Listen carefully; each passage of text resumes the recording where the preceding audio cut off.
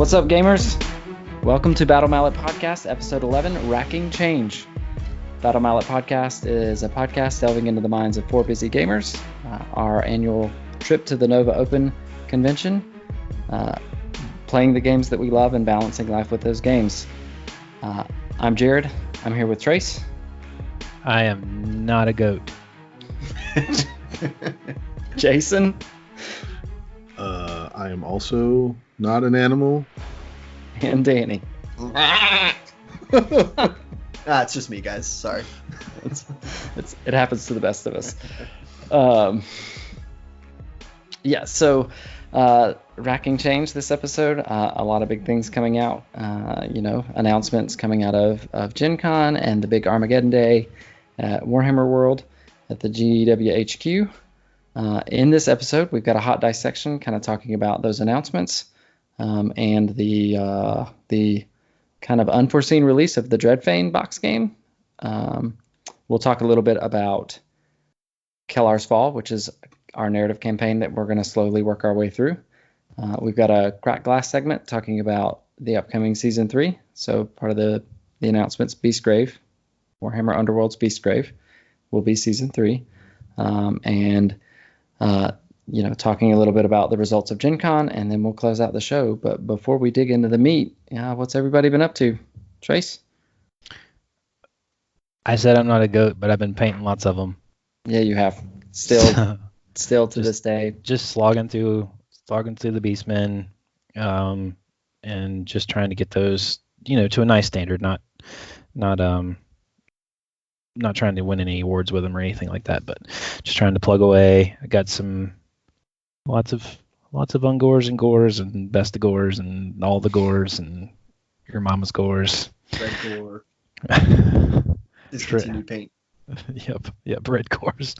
But yeah, that's pretty much what I've been doing. And then been kind of experimenting with some stuff that we'll talk about a little later in the show. With a new little box game that we got. But yeah, that's pretty much it. Cool. Danny? I have been literally painting until my eyes blur, which is a new thing for me. Makes me feel like I'm getting old. And I'm seeing blue when I close my eyelids, because it's just all Ultramarines all the time right now. But knocked out a decent chunk, got more or less all of my intercessors tabletop ready, so it's just the infiltrators and the tanks, and we're on our way to Nova from there, and also tweaking my Nova Lord of the Rings list because FAQs happen at the 11th hour, which was a fun thing. Yep. Yeah, they FAQ'd a whole bunch of stuff in the Middle-earth battle strategy game, and one of the things they changed was how you allocate siege engines. Basically, they put a leader tax on them, so you have to have leaders of a certain level or higher for each siege weapon. And my doubles list, I had one leader and two siege weapons, so yeah, that's no longer going to work. And the best part was they literally dropped that change on the last day of eligibility for Nova. If it had happened the next day, Nova wouldn't have accepted those changes. So I also got the email from the lovely person running the group, who was very kind and very excited about it all, and said, yep, we are taking all these changes on board. So it was kind of a bummer, especially because I'm not really super familiar with the game, and all of my playtime has been with that setup. So I was more just kind of banking on the idea of being familiar with my list rather than familiar with the game in general. So I'm a little back to the drawing board, but I don't think it's really going to affect me too much. I might have to paint one or two, foot soldiers, really small miniatures. So it's not going to really slow me down on that front either. Just minorly frustrating, but it seems like it's a good change for the game. So I'll suck it up and we'll move on. You don't have to buy any more miniatures, do you?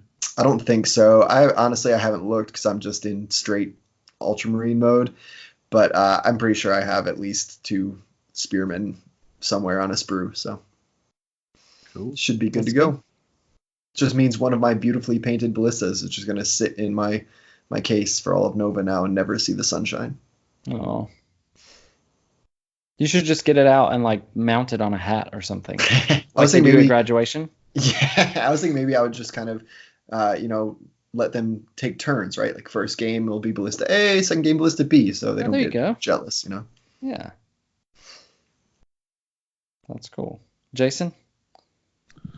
Well, I've gotten a lot of hobby stuff done because, I spent money this past few weeks. I picked up Warcry this past week, and I also picked up Dreadfane. So I have actually been assembling lots of miniatures. I am almost all the way through Warcry. I know that we were trying to get in a game this past Saturday. Couldn't happen there only because I had to watch 2 tiny children, and I could not assemble models all day. I was sad, but loving the models. Models are great. Can't wait to roll some dice with Warcry. I did get a demo game in of Warcry, and although it looks very simplistic on the front end with the stat lines, I think that movement shenanigans are going to really add a lot of depth to that game. And then I've been playing a ton of Underworlds. So as we'll talk about later, a friend of the podcast, Jimmy, went to GenCon. So him and I went through a lot of deck iterations, throwing his Reavers up against them. So with that, I've been playing a lot of different warbands. Like I played Molog. Believe it or not, guys, I had to play Molog this past week. And I've never played him. And then a lot of the queens, which has me rethinking what I want to take to Nova, because I've been all about Godsworn Hunt, but some of those other warbands are a heck of a lot of fun. So we'll see what the next few weeks here bring for me from diving into Underworlds even more. So that's where I've been. What about you, Jared? So finished the Blood Reavers and passed those off to Trace this weekend, and then noticed 2 things that did not get painted. So it's like the banding on a top knot and the skull on an axe. So I don't feel terrible about it. There it is. Heavy sigh. But Trace had the bases, or he had the flocking for the bases. So he put the little, or like cool teal bluish static grass on the bases, and he's got those in hand now. So, and then I've been working on the Wrathmongers, and I actually finished them up this afternoon. So before we started recording, I was ever so carefully taking them off their bases, because I may or may not have put like an inch-long slice in the tip of my thumb, taking Blood Reavers off of their original bases so that we can put them on our Realm of Metal bases. I can. So, because you made a sacrifice to the Blood God, you guys are guaranteed victory. Yes. That's what I'm assuming, yes. So metal. Yeah. Yes. I mean, it's Games Workshop games as the designers intended them in the late 80s. It is known. It is known, yep. Now I know something instead of nothing. So I've been working on those, and then I did get to play a couple of games of Shadespire. Still not happy with the Yelthari's Guardians after the bar. So I think I'm going to follow in Jason's footsteps and try to play some different things, for maybe a week or so.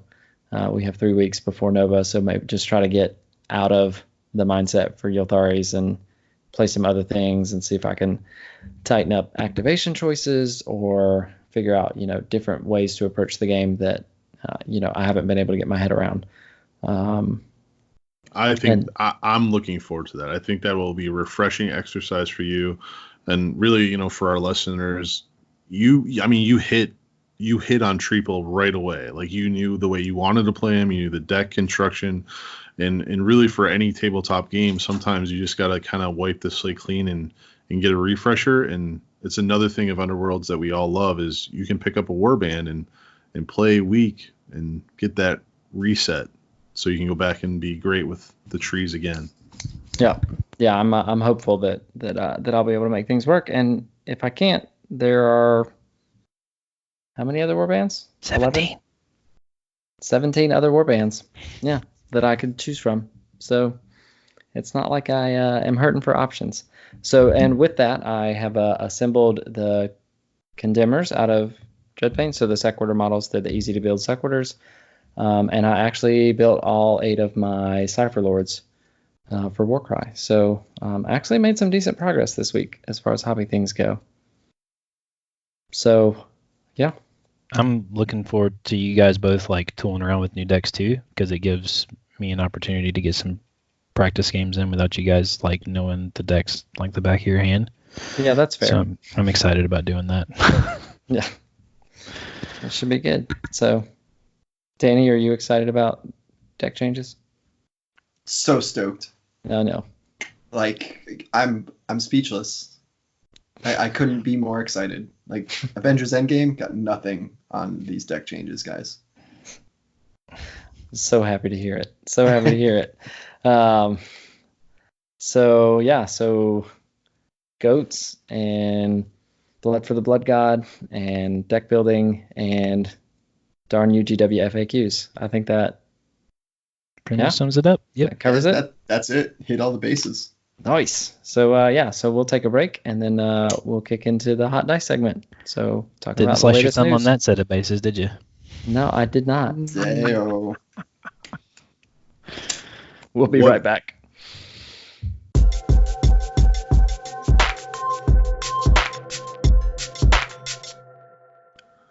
Welcome back to our hot dice section. Hot. Yeah, these dice are hot tonight, folks. We have a lot of things to talk about with 2 GW previews coming out in the same week, touching us on all the feels of the things that we love or don't love. First up, we have more information on Beastgrave with another trailer that shows models, and those models appeared at GenCon, and oh, I am excited. So, with that, Trace, dramatic pause. What do you think about the 2 new factions in Beastgrave? I think the big standout is there's no Stormcast in the starter. No way! I'm so Is that even disappointed. legal? I don't even know if that's legal. I don't know what GW's done. They've lost their mind. They've broken the cycle of everything and not put Stormcast in the starter. I think that's actually a really bold and good move on their part, because I think the Stormcast ship has not sailed, but people are kind of like, oh yeah, Stormcast again, that kind of thing. So, but the 2 factions that are in there are the Beastmen, and then there's another group which are called the Kurnothi, which it's Skaith's Wild Hunt is the new ones, and they're basically like centaur and what are the mythical creatures that were Satyrs. like the satyrs? Yeah, they're like satyr wood elves. They look like the guy from Lion Witch in the Wardrobe. Yeah, Scarf. Yep. Yeah, that's Yep. But the Beastmen models look really cool. I think Tumnus, sorry. Yeah, Mr. Tumnus, yep. And it looks like both of them have wizards in their starting warbands from what you can kind of squint and see in the card previews. So we know for sure one of them is a Beastman Shaman, and then I guess one of the other ones is a wizard as well. So I think it's going to be really neat. I'm excited about the new sculpts and can't wait to get my hands on them and start getting some games out. Yeah, and I did see on the Facebooks or the Book of Faces that there's a novel that is supposed to be accompanying the Underworlds with a release date or pre-order date of September 21st. Happy birthday to me. There you go. Yep. It's right around the corner, which kind of lines up with every year that we've done this. We went to Nova last year, and shortly after, we ended up getting our new season of Underworlds. So Yeah. I think that's going to be kind of a fun thing for us to do each year is get to wrap up the season with all the full warbands for every season, and it's all in full effect, and then we go back to square one and start over again. Yes, we do. Danny, last episode we talked about models tickling your fancy. Do either of these warbands tickle your down under parts?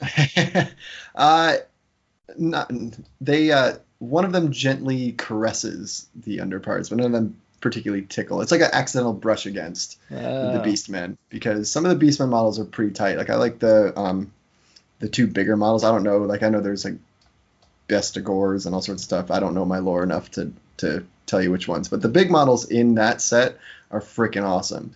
The regular kind of guys that look kind of like ogres with fur feet, not really into those. And then the elves, the Ungors. Is that what those are?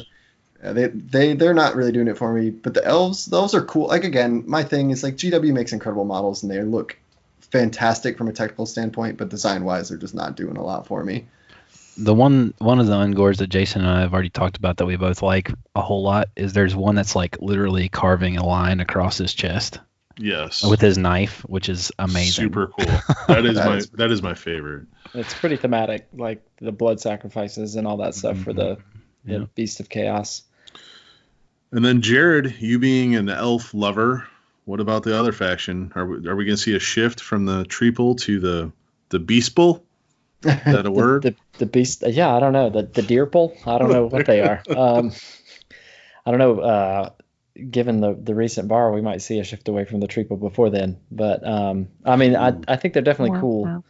I have yet to have jumped into any of the factions from a starter box to date, so I don't know if I will just hold that record on principle or if I'll jump in. I think either Warband looks like they'd be fun to play. Are going to offer different challenges to what I normally play anyway, because the Beastman is 6 models and the Deerpull are 5, right? Deerpull, you heard it here first. Yeah, they're 5. Okay, yeah.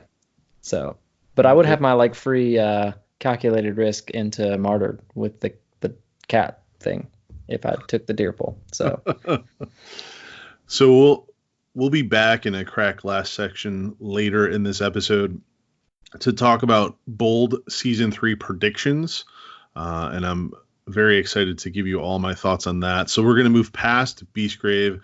Needless to say, 3 of us are super excited to get season 3 underway and get these models in hand. But that ties in with the other thing that was really big in the Hot Dice new products this week, was Dreadfane for Underworlds. It's like an Underworlds theme. And for those of you that are not familiar, Dreadfane is a standalone Barnes & Noble Underworld game. It's called Underworld Dreadfane. It comes with 2 factions and a different set of rules, but those 2 factions have been confirmed to be able to be used in the full set of Underworlds. So we're pretty excited about that here, and I'm pretty sure we all got it, right? Like it all arrived Wednesday. Yep. Yes. Danny? No? Yeah, my copy arrived 3 years ago. Oh, man. So, initial thoughts on Dreadfane. Jared, I know you've really been up on a lot of the tech and the posts and stuff like that. You were one to discover or coincide with the first day you could order it. Yeah, so, it came out on Facebook. I think Amon from Hexes and Warbands put something out about ordering it that day, and I gave him a hard time, like, it's not going to come out. And then it totally got the ship notification, and like a good little lamb, I immediately put in my pre-order for it. Yeah, but, looking through it, I think so there's 2 factions. There's the Age of Sigmar Sequitors, which are Iron Souls Condemners, I think. That's correct. Iron Souls Condemners, yep. And then Lady there's Heroes Mournflight. Mournflight, yeah. So they're the Mirmorn Banshees. From Age of Sigmar. So I think just at the offset, my best guess is that the Mirborn Banshees are a little bit more potent, but the Condemners, if you took Steelheart's Champions and you just made them all better, that's basically what you're getting. So if you've got some thoughts or ideas on how to run a good Steelheart's Champions warband, then you'll probably be able to do the same or better with the Condemners. So I think I might try to take a crack at a couple of Condemners decks between now and Nova just to see if there's something that tickles my fancy, or just to get out of my rut of triple playing. But the rules look interesting. There's a lot of changes.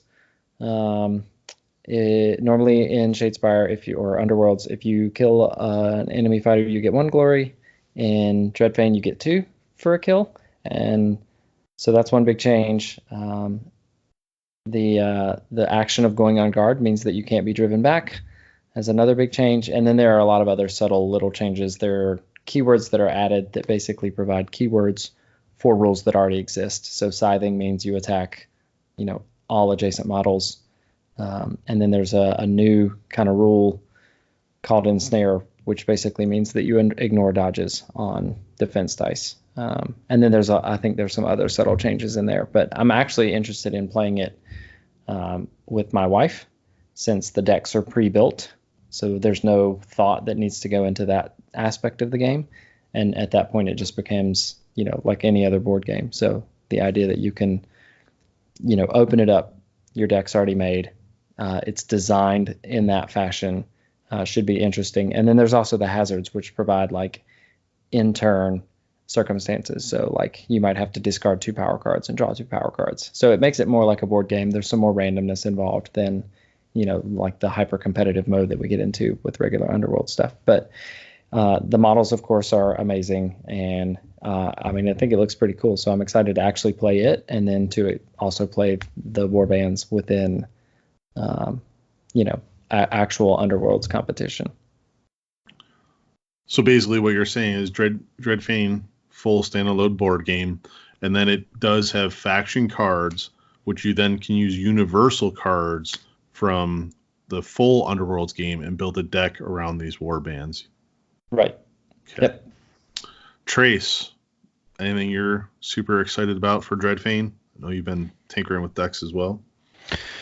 Yeah, I think it's going to be an interesting addition to the game, at least at this stage, because this is kind of a unexpected surprise for all of us, especially since GW's confirmed that like if it's been released in your country, you're allowed to use it in tournaments and grand clashes, as long as the grand clashes, especially the local tournaments, kind of here and there, depending on whether or not it's been available in that area.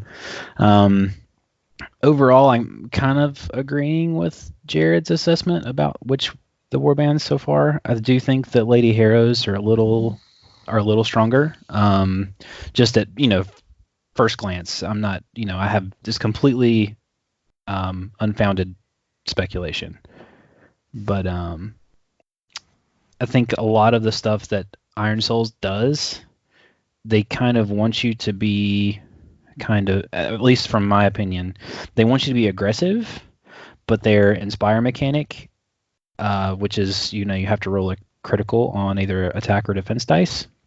It's not for me. Definitely not for me, because I just don't roll crits. But I think that Lady Heroes has some interesting synergies that may not require you just to go out and beat your opponent in the face. So I've been kind of exploring that, and a couple standout cards that I think are just going to be interesting, that are really powerful. One of them is, let me find it really quick. It's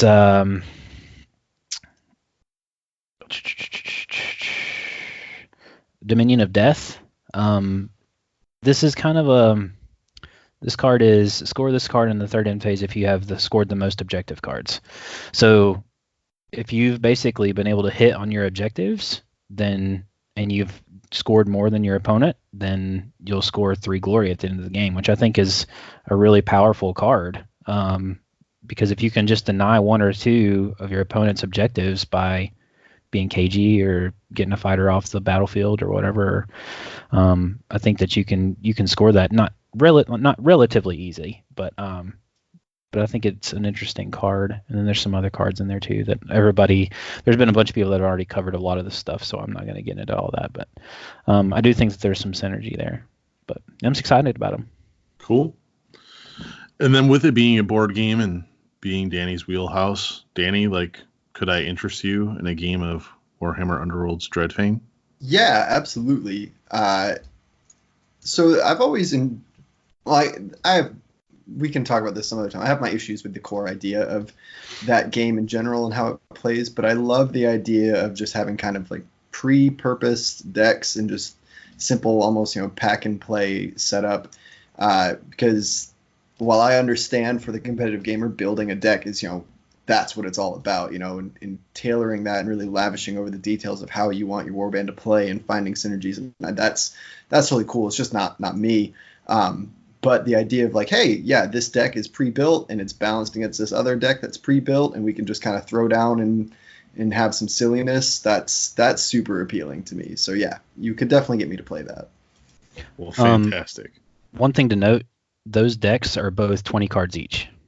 So they have more specific cards tailored to them than any other faction in the game right now. So it's a full 10 upgrades and 10 ploys for them in the box.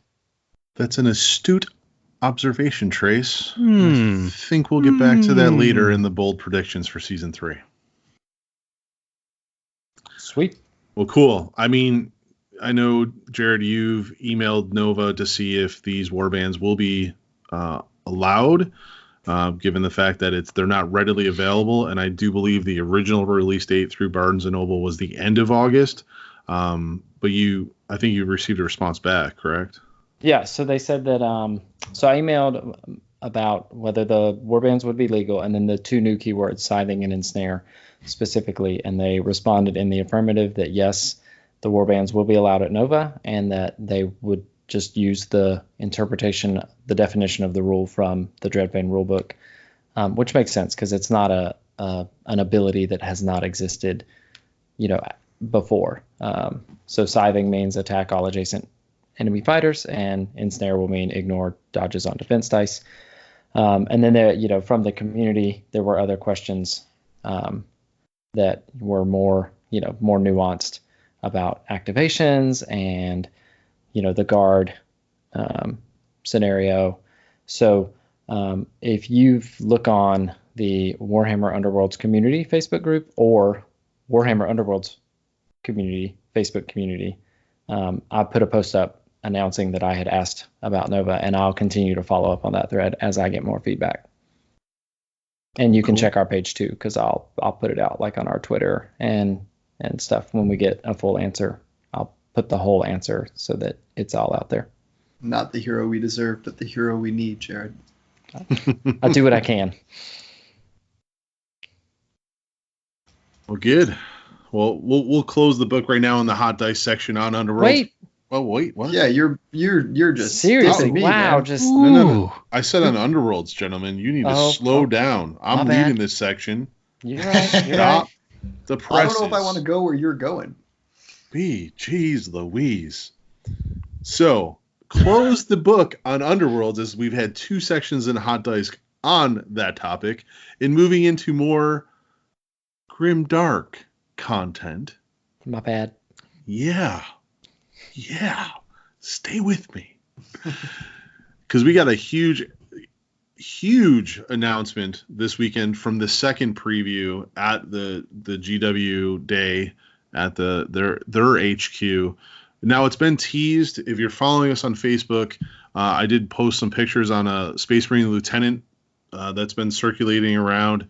But the full announcement of Space Marines came this past weekend, and a new Space Marines Codex. Wow. Shocker. Yeah, I was not expecting a full Space Marines. No, I was not. Really?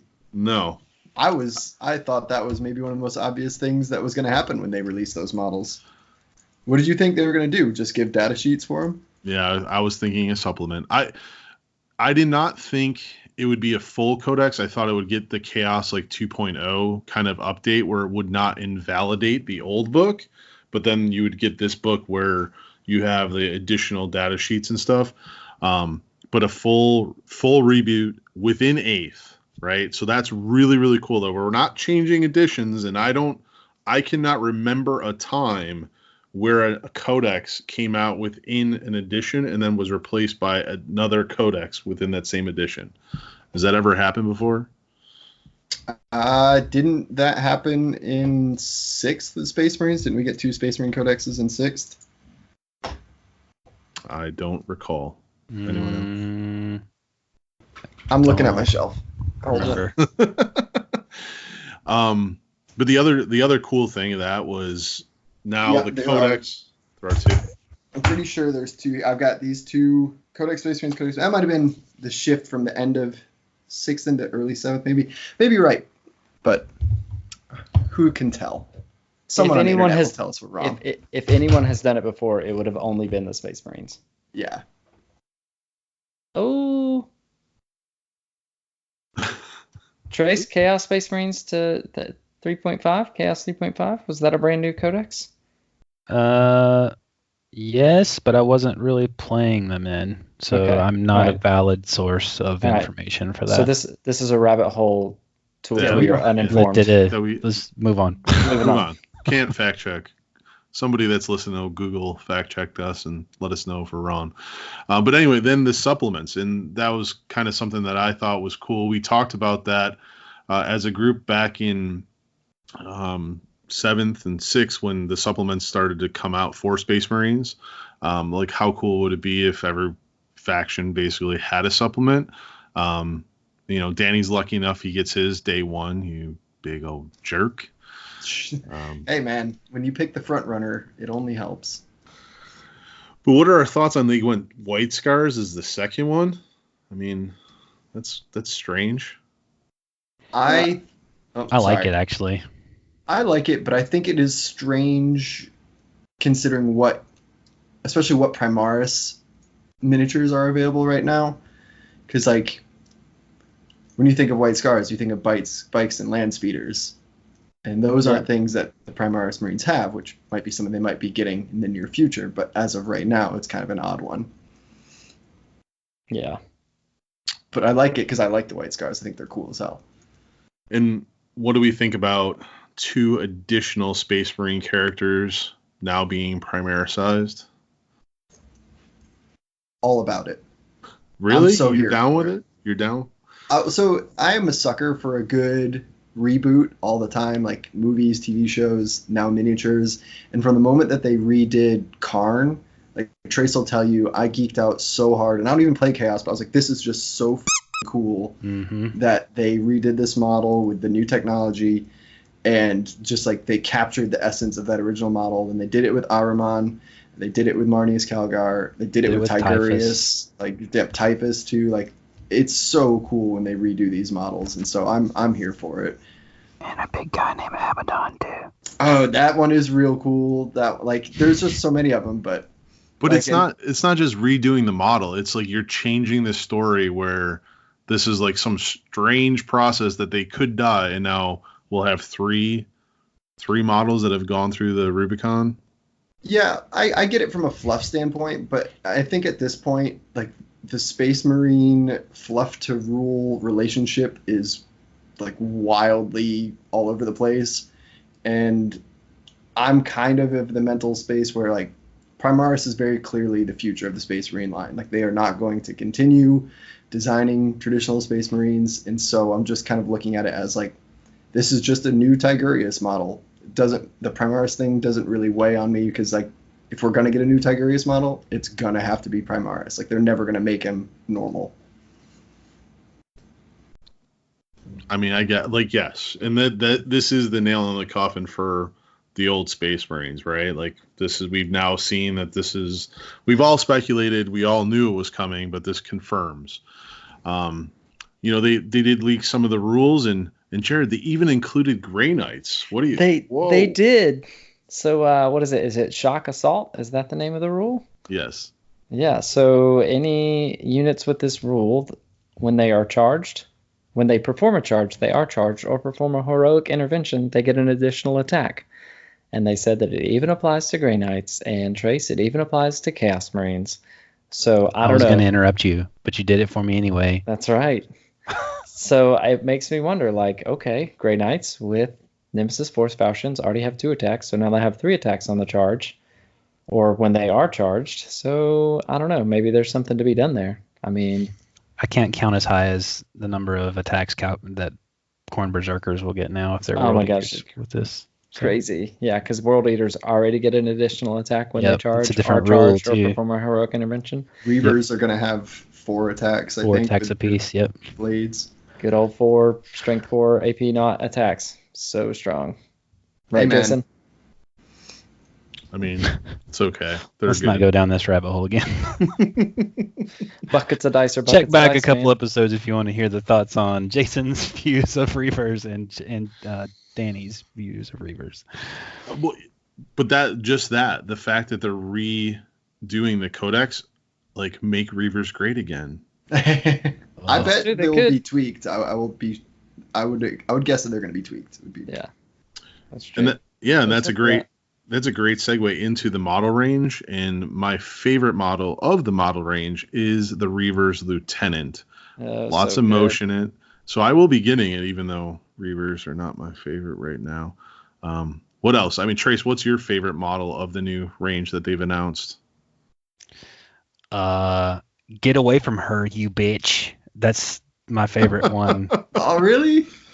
Yeah, I really do like the loader.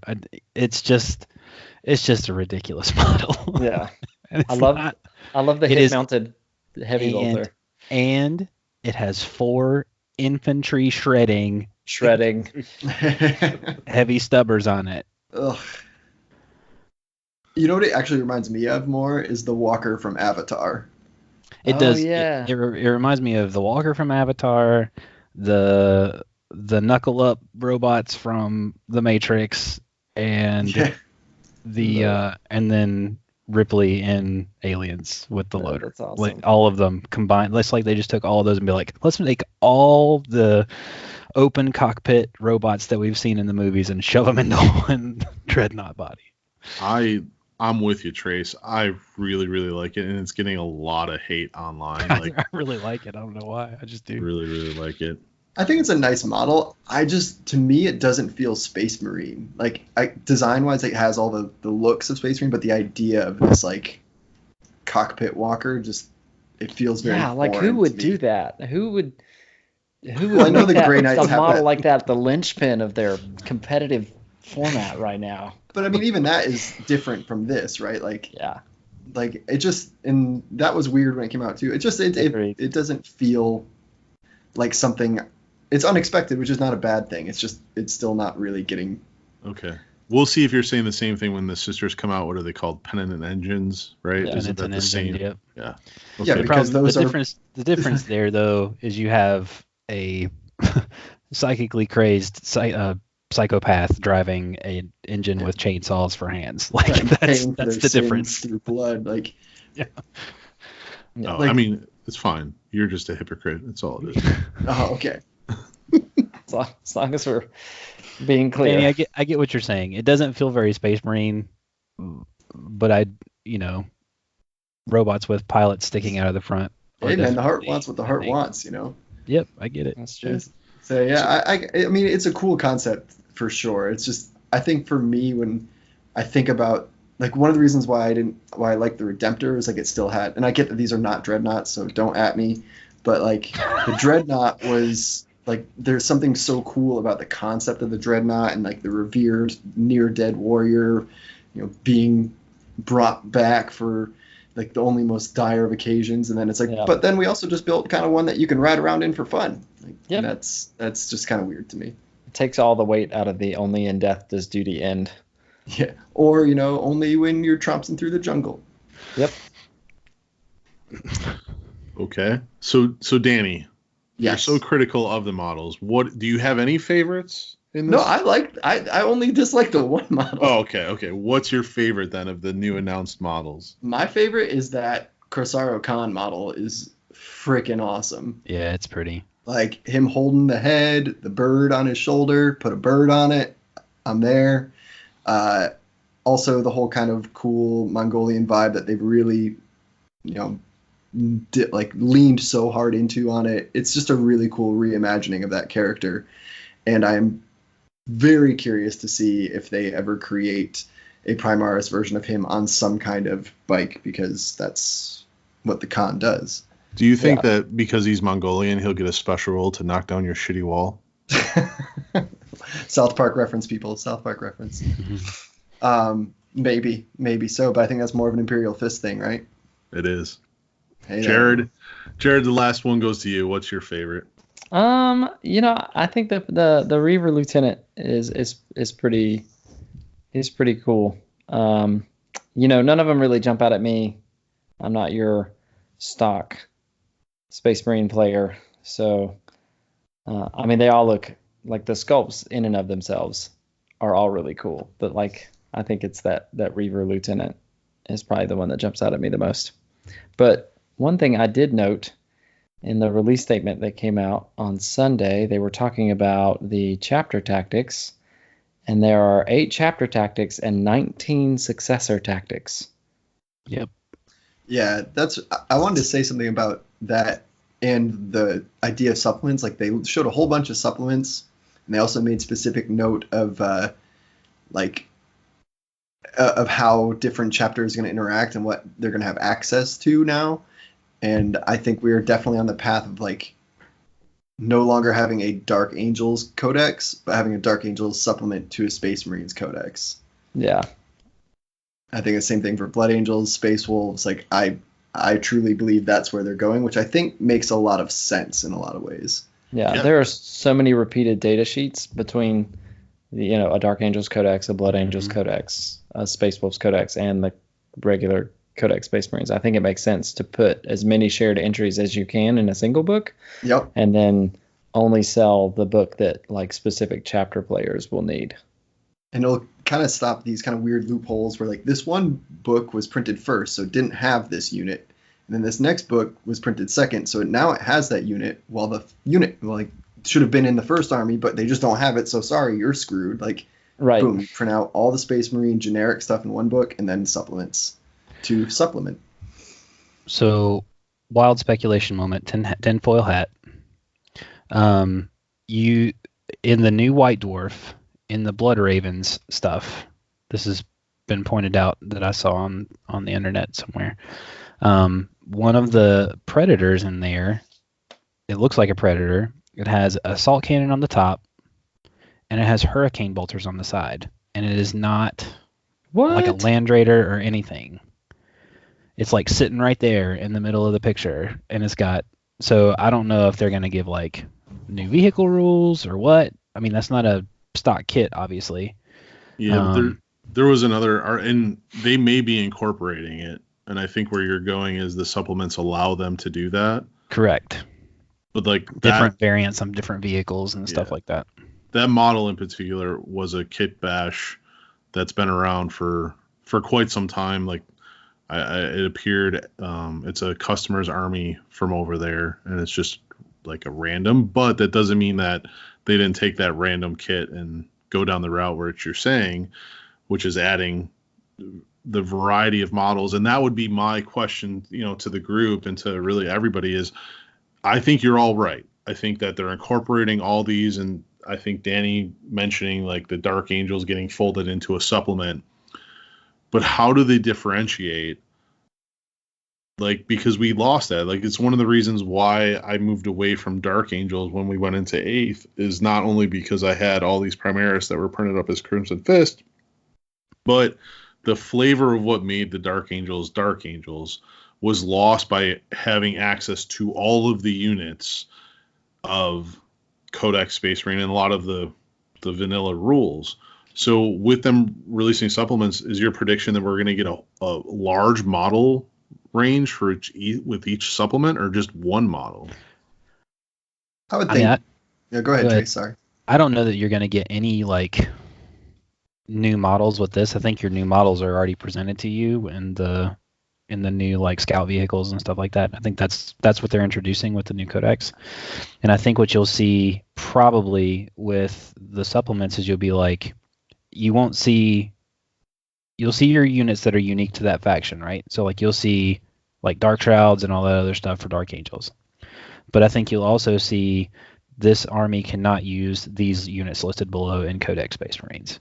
So It's just something that we've noticed with Warcry, right? They're starting to get smart about not reprinting things they don't need to reprint, right? Mm-hmm. Because they made all the Warcry cards in every single language in one pack. So, like, you have everything you need, and they just have to do one print run of them. So, to me, the logical thing for them to do is just to say, if you're playing Dark Angels with this supplement, you cannot use X, X, X, X, and X, right? And from Codex Space Marines. All other units are available to you. Because, like you guys said, there's just a lot of reprinting and all this other stuff. I think that's what you're going to see.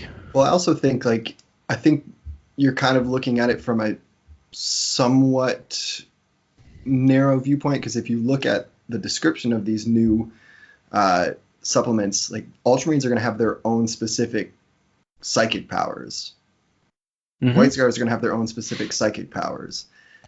I would not be surprised to see them have specific detachments that they can run.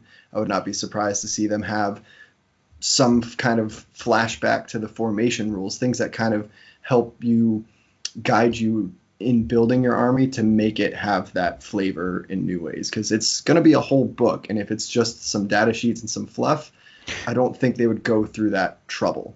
Yeah, I definitely wasn't talking suggesting. To you. Yeah, I meant the narrow to Jason, because he was talking about it just being about releasing new models and miniatures. Well, cool. I do think that we'll at least get one named character reprint with every model. Yeah, I would agree. You'll probably get Azrael in the Dark Angels. Yeah. Probably get a new Pedro. You have new Vulcan. Like all the chapter masters, basically. Yeah, good old Pedro, and just invalidate my whole veteran thing. Although I do want Pedro Primaris sized. It'll be cool. I think a Primaris Dante would look cool as hell. Yep, that would be pretty sweet. I want to see some Primaris Wolfback guys. Get them on wolves. On Bigger Primaris wolves. Yes. Yep. Yeah, that part will be interesting. I mean, because they're the size of Mauler fiends. To do like the Ravenwing and stuff justice, you'd have to bring out bikes, and that's why I'm shocked at White Scars being first, just because those type of units, which are known for like Born in the Saddle, aren't available in Primaris yet. So yeah. It's cool. It's exciting. It's awesome that Danny and I have a brand new Codex 2 weeks before Nova. It'll be amazing. So good. But awesome, guys. A lot of content, a lot of games coming out. My wallet is going to be and is hurting for many months to come. But with that, these hot dice are burning up my hand yet again. So we're going to drop them and be back in a few seconds.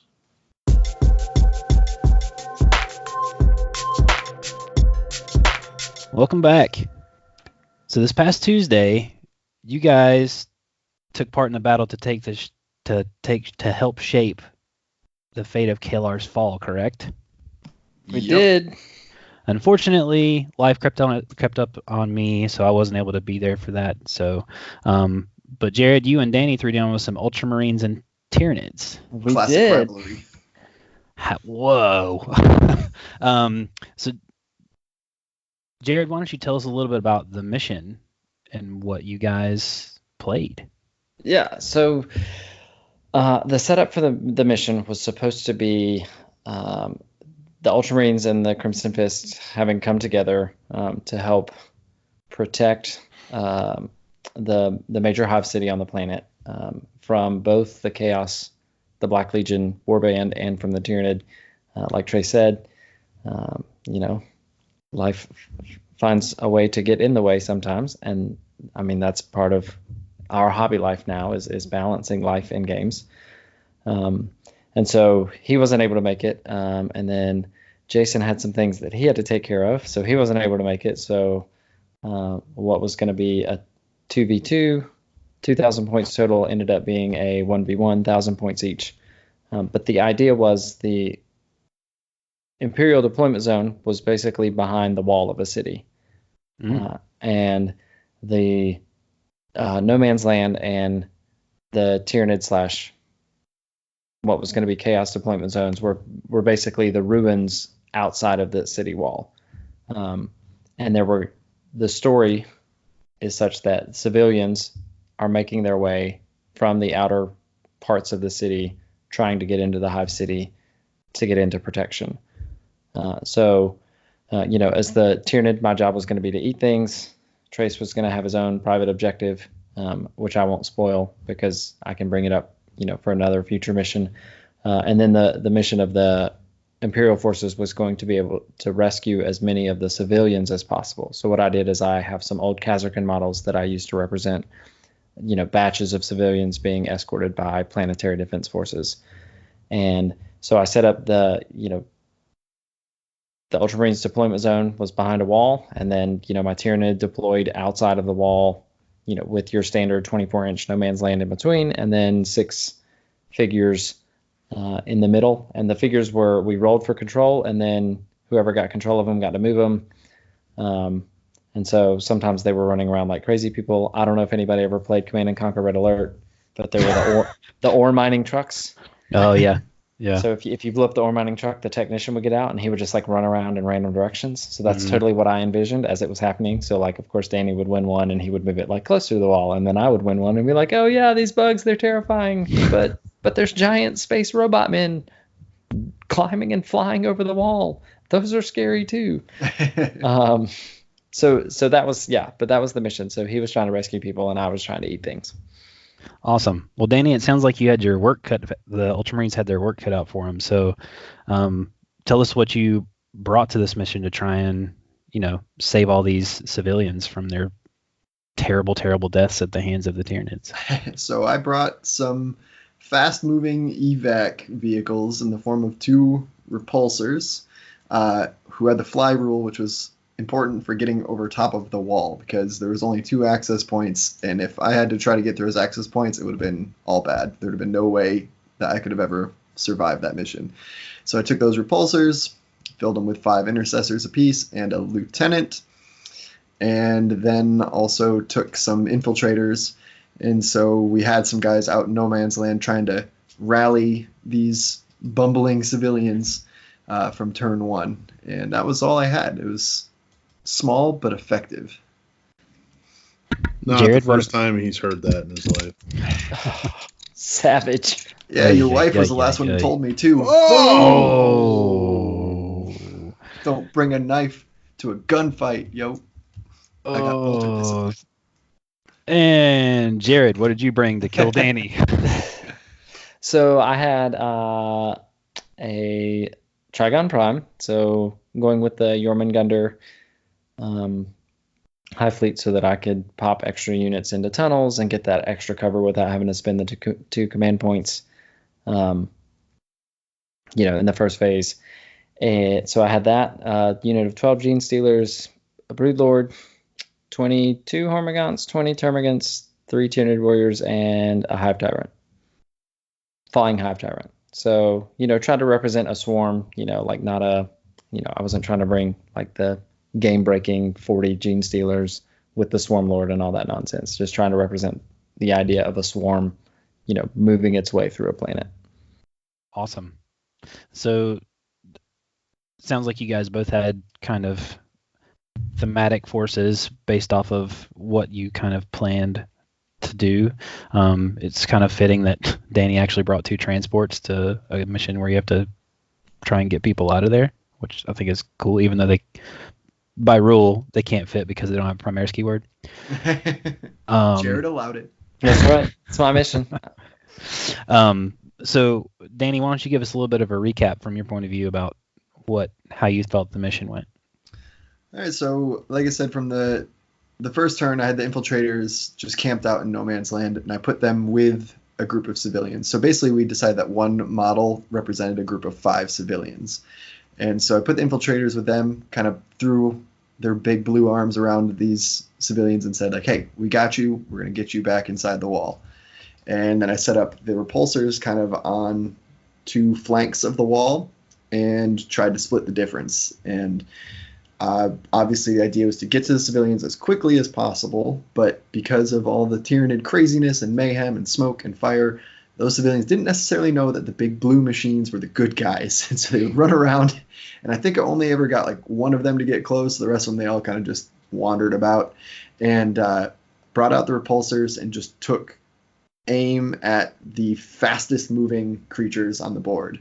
I just wanted to protect those civilians, and then a couple turns later I was able to get my Primaris out of the repulsors, and between the civilians and a fiendish mob of Hormagaunts, which was probably my favorite part of the whole mission. Like, I literally got them out, put the gun line between me, or between the civilians and the bad guys, kind of said, get back to the chopper, got them in the repulsor, and then just tried to hightail it out of Dodge and sacrificed a lot of good men to make sure the civilians made it across the board, because not many things that were out in that no man's land survived that day.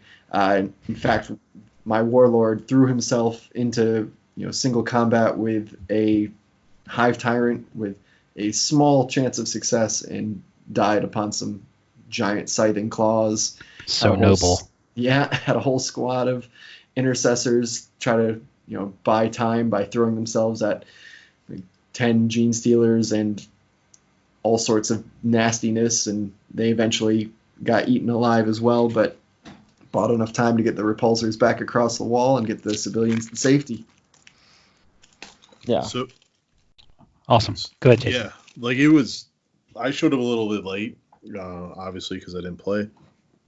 But it was really like epic the way the movement of the models were, and it totally captured the essence of what 40K is. Did you roll for your warlord? Like, do you have to create a new one for our campaign now? Is he truly dead, or was he just really, really injured? We'll have to ask Mr. Jared about that. We hadn't talked about it. Yeah, I haven't. Yeah, so I haven't fully decided that. Mostly because we're 3 weeks out from Nova. Mm-hmm. He focuses elsewhere. Well, yeah, I mean, I figure we're probably not going to get any campaign games in between now and then, so I've got a little time to kind of figure out how we want to roll that out.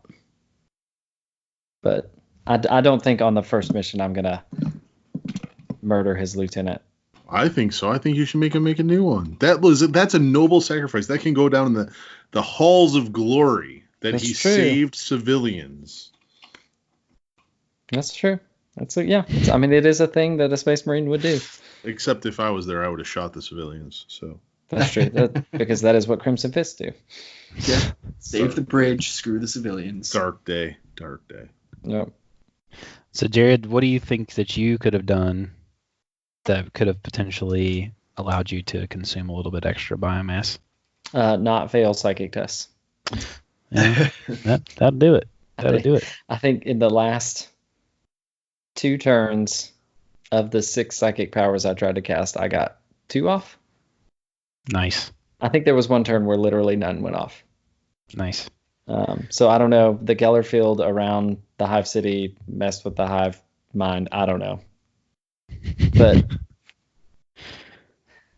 it was really cool, and I appreciated the ability to partake in that cinematic moment. I think, like Danny said, like watching those Primaris disembark from the repulsor and then take their move between the Tyranid and the civilian markers was just it was amazing. It's definitely my favorite part of the game. Yeah, it was so cool because they also were positioned close enough where they could kind of be like, all right, now you guys, like at that point I had control of that pack of civilians, so it was like, now shuffle back, and it was one of those things too where like an inch in either direction it couldn't have happened. So it was like at the last possible second got in there and saved them. It felt very dramatic. Yeah, it was super cool. And like I said to Jared, I was like, that fulfilled so many Space Marine fantasies for me that like I was just super thankful that he created a mission that allowed that to happen. Yeah, that's awesome. Yeah, it's tons of fun. Man, game 2 setting that bar high. Yeah. So do you guys have any other like overarching thoughts other than that it was a great game, and that, I mean, Jason gave some of his that he felt like it just captured the whole essence of 40K in a narrative game. Anything else from you guys? No, I mean, I that's like I said, to me, it was just one of the things I really liked about it is I did have so few models. I mean, I had 16 men and 2 tanks on the table, and then seeing, these big waves of bugs, it felt very, That's awesome. very cool. So, in essence, repulsors do their job. Noble captains are noble. Nids can't keep their synapses in order and miss out on some easy biomass. Sounds like some great stuff, guys. Can't wait to get involved in the next mission and help to shape the fate of Kelar's fall. Well, I guess we'll be back in just a few minutes with the next segment.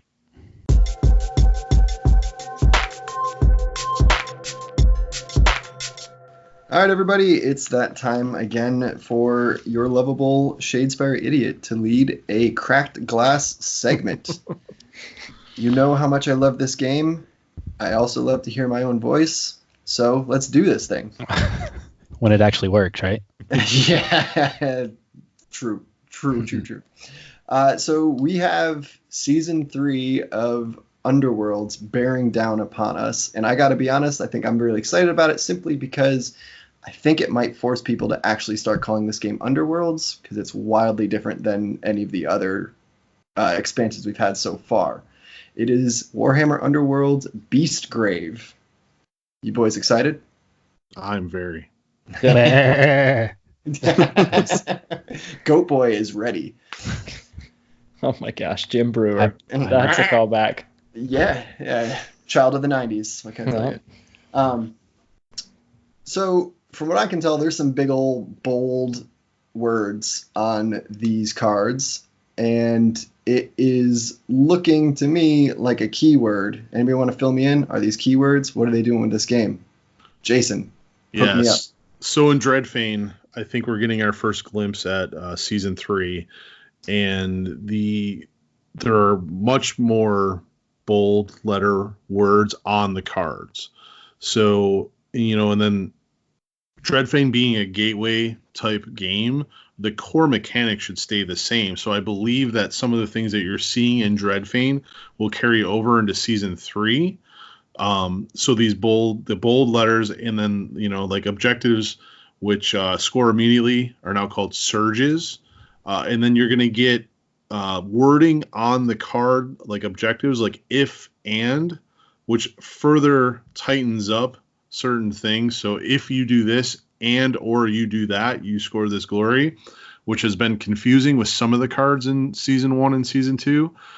So Season 3, I think we're going to see the shift to the tightening of the rule set from that standpoint, with keywords and defined reaction and steps.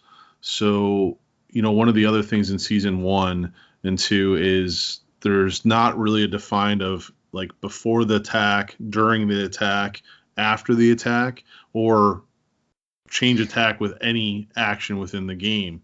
Now in some of the cards in Dreadfane, we're seeing things like before the drive back step. And there's actually in Dreadfane a little diagram that breaks down kind of all the steps or actions that can be taken throughout the course of the game. So one of my bold predictions for Season 3 is we will see the core mechanics come over from Dreadfane with a tightened rule set focused around keywords.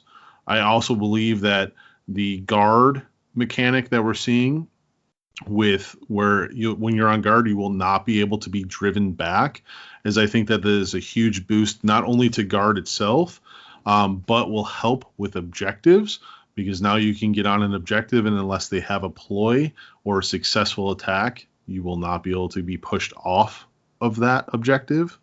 So yeah, there's your keywords and a few rules changes. Let me tell you, there is nothing sexier than a flowchart in a game. That's just, give me it. Man after Jared, my own heart.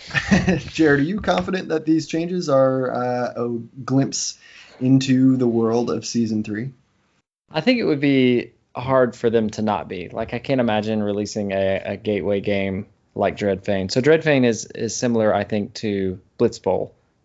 So Blitz Bowl is the Barnes & Noble exclusive version of Blood Bowl. And I think there are a lot of the mechanics in Blitz Bowl that translate directly into Blood Bowl. I think it would be, maybe a little remiss on Games Workshop's part to release a gateway board game and then to change the rule set for what will be the eventual version of the game that these new potential customers would be playing. Well, I think it's pretty interesting because I think it's fairly certain that Dreadfane will have a longer shelf life than any expansion of Underworlds has ever had or will have, because I don't see Barnes & Noble ordering new versions of this every 6 months. And so Truth. the fact that Dreadfane is going to be a staple product at a big box store for years to come, I think means that maybe GW has kind of settled for the most part on what this rule and game system is going to look like. Of course, there'll be tweaks and changes, but it feels like they've got to be pretty confident that this is where they want the game. Yep. To me, I'm excited about the idea of there being some kind of there's this new kind of shift in the lore of season. They're getting out of the Mirrored City and it's bleeding into a whole new realm, which means a whole new board art, whole new aesthetics, new miniatures. Trace, I know you like Beastmen and Elfish people, and I know you like the fantasy world. So what do you say? These models doing it for you? I mean, Is this aesthetic doing it for you? Both of the warbands are gorgeous, but I think that can be said for practically every warband that they've released so far. Like, it all has its own charm. So aesthetically, like, just the game in general, gets our engine going. But I think you're in a whole new space now, and I think you can go a lot more broad with the warbands that you have now, because they're not supposedly trapped in the Mirrored City. Now you're out in the world. So we could see, I don't know, I'm just going to throw some stuff out there. Like, you could see ogre warbands, right? Like, you could see an ogre warband because you're in the realm of beasts now. You're in Gur, the realm of beasts. Right. So probably see a savage orc warband. Probably see... I think you mean Bone Splitters. Excuse me. Bone Splitters. Well, he was using savage as like an adjective. Those Bone Splitters are those savage orc Bone Splitters. I would love for them to release a Seraphon to get it. You right would love. there. Hey man, they came out with Blood Bowl Seraphins, so They did, and oh my gosh, those things are sick. I would love to see that. Obviously, we're going to get another Stormcast warband of some kind because GW can't release anything without some Stormcasts in it. Would like to see a Nurgle warband. Would like to see that kind of be represented since we have a Khorne warband and a Tzeentch warband so far. I just think that you're in a very unique space now. Like, the aperture is opened to where you can allow more stuff in. Yeah, for sure. It's definitely a more exciting thing. I think for me, the aesthetic of Shadespire into what was the season 2? The Night Vault. It felt very samey. Mm-hmm. It's very much like, oh, all right, yeah, here's more ghosties and skeletons and teal boards. This is pretty cool. It's all pretty earthen, and you get that bestial feel from the boards and from the miniatures. And so I would be excited to see what they do miniature-wise. I'm going to force you guys to put your nerd pride on the table, and I'm going to throw it out there. I will buy an ice cream sandwich for every person that gets one of these correct. I'll even buy a double chocolate ice cream sandwich, but I want one hard and fast, guaranteed, gonna happen prediction for season 3, starting with Jason. It's not gonna be hard and fast, but I am putting it all Limp and out slow there. is also fine. Something my wife also told you. So my prediction is that season 1 and season 2 cards are eliminated from the setting. Now, I have to elaborate on that because that's a hot topic out there on the internet. And hear me out. This is what I see. Nothing will be invalidated. GW has a long track record of not invalidating their products. You can see this in 40K when they released the index. There's still models out there today in 40K which are not in codexes. I mean, Chaplain on Bike, for example. There's still rules printed. We see that in Age of Sigmar with all the out-of-print models, that they still offer some way of playing those models. They may not be in the full game, but they still provide rules. You're seeing that, with Warcry, where they're supporting current model ranges by releasing card packs to incorporate those model ranges into a new game. So here is my thoughts on how they're going to do the Season 1, Season 2, bye-bye. We will have a format from a tournament standpoint where you can field anything, like an open style format, which will allow, hey, any cards, good, valid, go have your fun. But I think that the more traditional format that will be at the Grand Clashes will be Season 3 with just Season 3 Universal cards, and I predict that they will re-release the cards for every single model that's out there and repack those models, like the Skeletons, the Reavers, the Stormcast. And, in an earlier segment, Trace pointed out that there's 20 cards for every faction. Those will be the cards that are in those card packs. That way allow new players to select the warband that they want to play, but then they only have to collect Season 3 Universal cards. Well, Jason just gobbled up both mine and Jared's bold predictions, most likely. Got it. Yeah, if you want an ice cream sandwich, you better come up with something new. If I get an ice cream sandwich, I'm going to give it to Jason anyway. I don't know if that's a fat joke or not, but I think you just made it one. So. Oh! Yep. Now we're all thinking it. Yep. Well, I will make one, and I don't know a dang thing about this game, but I'm going to go against Trace just for funsies and say that I don't think there will be a Stormcast release for this season. Ooh. Well, and Danny, you just stole the other one that I was going to say as a joke. So, so I ruined my own. It's all good. There may not be a Stormcast release, but my bold prediction is that Danny will actually play this expansion. Oh, hey, I control that one. That's a wary bet, my friend.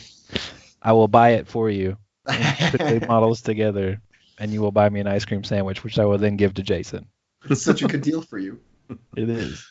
But the other reason that I think that we will not see any warband eliminated from play is because if you watch the trailer for Beastgrave, the Stormcast Thunder Buddies are Stormsire is there you go. They're front and center on the artwork, so they're coming over. They're porting over to Season 3, so folks, don't get all up in arms. You'll still be able to play your warbands. I just think they needed a real easy way to introduce new players into Season 3, and this would solve all of that. And then the warband releases will not have universal cards. They'll all go to card packs. So I would love to see that. It'd be kind of a cool way to update going forward too. On top of that, because we have all this excitement with the new releases coming out, this weekend was GenCon, and local friend of the podcast, my Lord of the Rings doubles partner, Jim Bob, Jimmy, Himmy, James Molini, actually won the Grand Clash at GenCon this weekend using Reavers, which somebody told me is kind of a big deal. So I'm going to punt this off to Jason. What does this mean?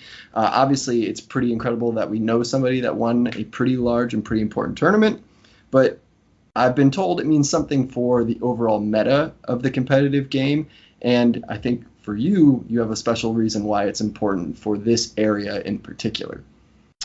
Yeah, I mean, first off, congratulations to Jimmy. Jimmy has definitely been the top of all the leaderboards here locally, bringing in a lot of glass with different warbands. But for the overall meta, Reavers taking one, there's been a lot of talk that Season 1 has been invalidated with range and card creep, power creep, all of those things. So to take a Grand Clash back all the way to one of the first warbands released for this game is big, and it's big for GW too, like to create and have the foresight and rules development to keep things still relevant. So really excited to see someone win with a season 1 warband. And then for me, and I think for us here at the podcast, it solidifies just the great community with which we are intertwined with here in the Raleigh-Durham area. Like, there's a lot of great players in all tabletop miniature games here in Raleigh, and it's great to have them all as sparring partners on like weekly, monthly, or biannually basis. So just really happy that someone from a local meta, local area goes out there and gets it done in stylish fashion. Just so, I mean, I'm fairly familiar with Reavers as a concept because they were out when I was still playing the game. Jared, can you kind of explain what the challenges of Reavers in this current meta and why Reavers winning is kind of a surprise? Yeah, so in Season 2, we've seen a lot of warbands move towards either having, high health, high defense, so multiple defense dice, so 2 dodge or 2 shields, or like a high model count. So the way that Jason has run his Godsworn in the past is like he kind of uses them as a bullet. So, he'll throw one in there, hope it gets its job done, and then it can die, and that's fine because it's part of the plan. And that works because there are 6 models in that warband, all of which can do work in different ways. But, their inspire conditions are better. So a lot of them go to 2 dodge or go from dodge to shields. I think that the reason that most people look down on the Reavers is that there's 1 4 health, 2 3 health, and 2 2 health. And at best, you're looking at 1 dodge. And that's uninspired or inspired. I think another problem that a lot of people see is that their inspire mechanic requires 3 models to be out of action. So if you're fighting, a 3 model warband, well, if things are going really well for you, you could wipe out the entire warband before you inspire. On the flip side, you're looking at, 60% of your warband being dead before you inspire if things are going south. So it certainly raises its challenges. I think there are some complaints about a lot of their in-faction cards as well. So we'll leave the deck listing and all that stuff. I think Jimmy's going to go on another podcast and kind of put his deck out there through other means. So we'll leave that to him. It's his property. So yeah, for sure. But I'll say that, I think that he has done a great job of using the resources that are available to create a deck that, that obviously worked really well and that was able to go up against a variety of opponents. So I know he faced Mollog, I know he faced Thundrix Profiteers, and he was able to overcome that. He faced Sepulchral Guard of all things.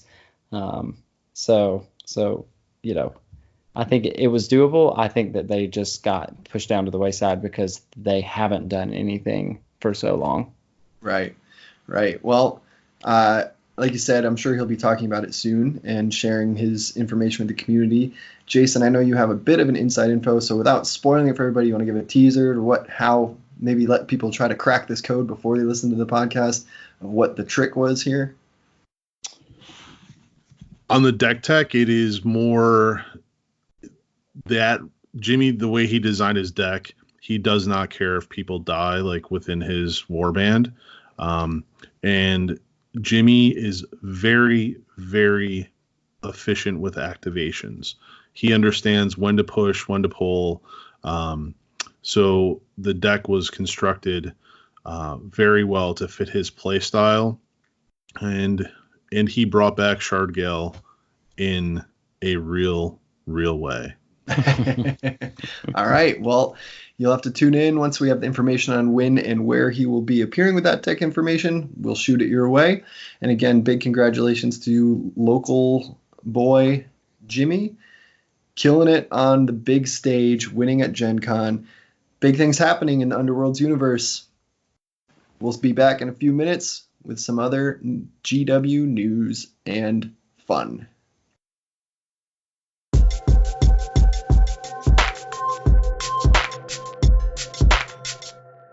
And we're back and ready to close out the show. So once again, we want to thank you for listening. We appreciate the interactions that we've gotten on Facebook, all the likes and follows, and Twitter, and on Instagram. So if you're looking for us, if you've stumbled upon us, we're Battle Mallet Podcast on Facebook, Battle Mallet PCast on Instagram, and Battle Mallet 1 on Twitter. Who knew that Battle Mallet Podcast would be as popular a phrase as it was, but it is. So that's where you can find us. If you like what you're hearing, except for those noises. Someone just fell out of their chair. I know, gosh. My keyboard fell down and I tried to catch it and it did not go gracefully. Oh man. Han, are you okay? He's asleep. I'm surprised you can't hear him snoring. Nice. Resume, sir. Yeah, Yeah. Twitter, Battle Mallet.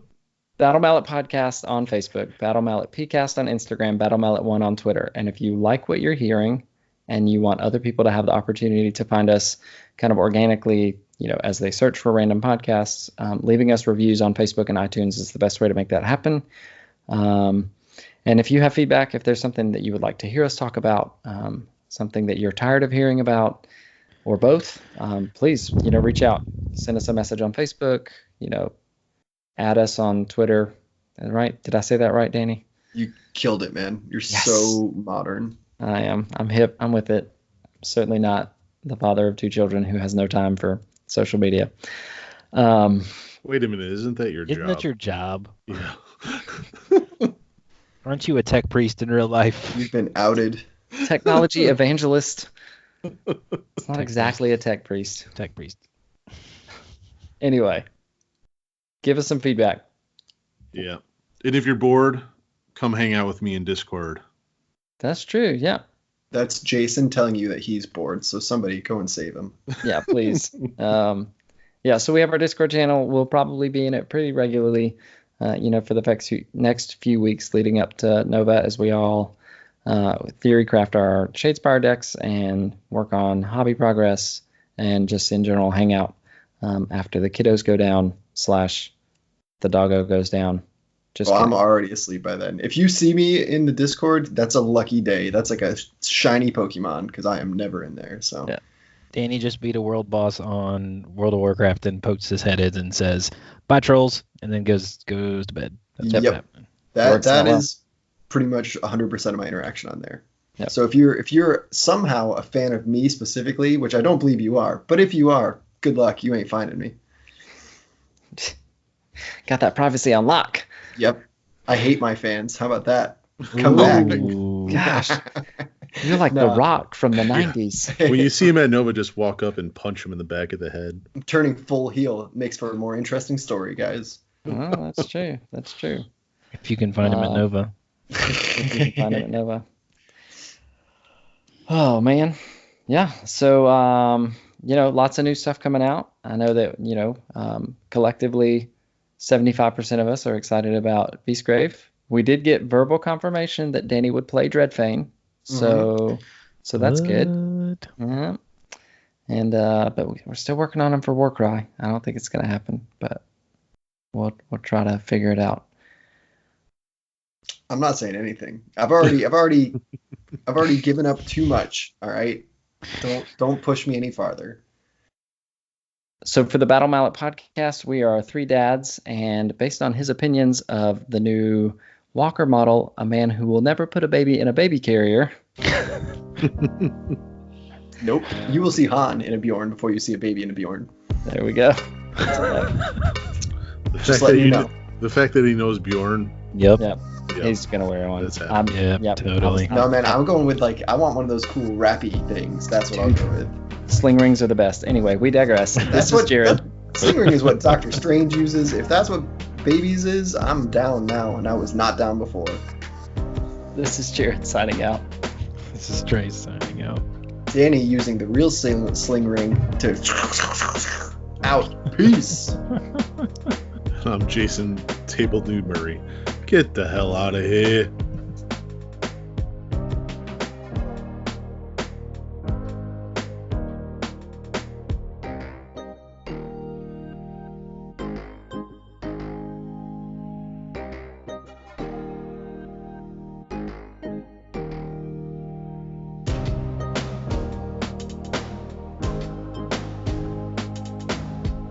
Battle Mallet podcast is protected under the Creative Commons license. If you have further questions as to its use, you can find more information via links on podcast.battle-mallet.com. Music by Anno Domini Beats.